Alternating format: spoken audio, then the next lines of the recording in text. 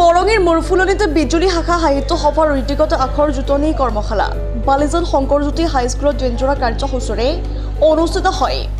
অঞ্চলটোৰ শতাধিক ছাত্ৰ ছাত্ৰীয়ে এই কৰ্মশালাত অংশগ্ৰহণ কৰে।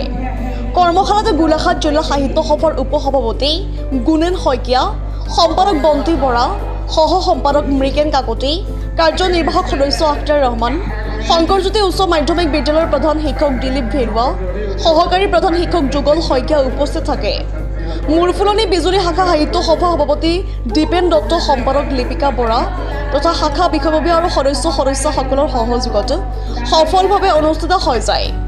নিউজ ডেস্কৰ ৰিপৰ্ট ইছাৰ24/7।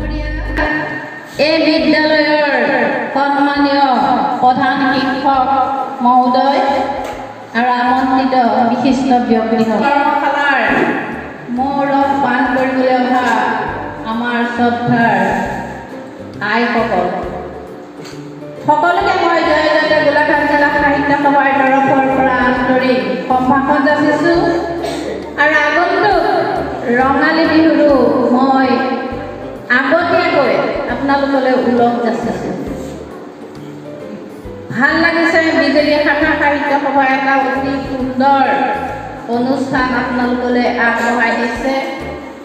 আখৰ জুতনি কৰ্মশালা আমাৰ বৰ্তমান সময়ত অতি প্ৰয়োজন হৈছে। আপোনালোকে নিশ্চয় দেখিছে টিভি যেতিয়া সাংবাদিকসকলে কিবা এটা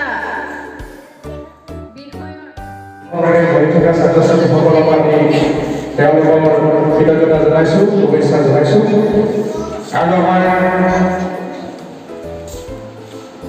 গোলাঘাট জিলাৰ সন্মানীয় উপসভাপতি মহোদয়, সন্মানীয় সম্পাদক বাইদেউ,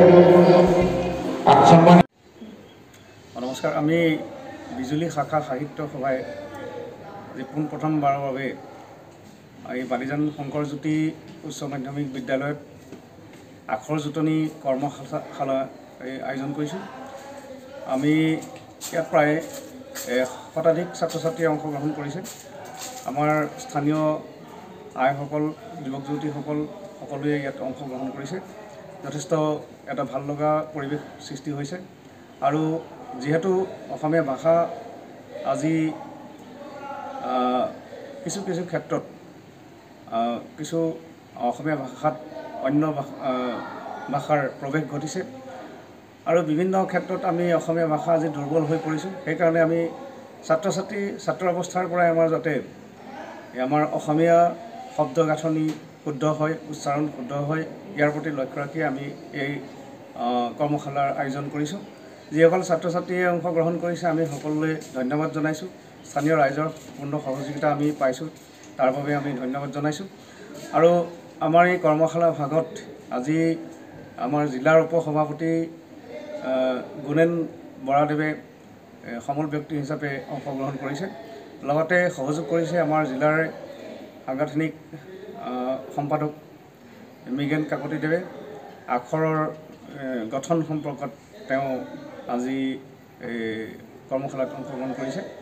যথেষ্ট ভাল লগা এটা পৰিৱেশ সৃষ্টি হৈছে। সকলোৱে আমি ভাবিছোঁ যাতে এনেধৰণে আমাৰ কৰ্মশালাসমূহৰ যোগেদি আমাৰ অসমীয়া ভাষাটো যাতে ঠন ধৰি উঠে, এটা ভুল কিছু কথা আমাৰ মাজত যাতে সোমাই নপৰে, এই কথাৰ লক্ষ্য ৰাখি আমি আচলতে এই কৰ্মশালা ভাগি অনুষ্ঠিত কৰিছোঁ। ধন্যবাদ।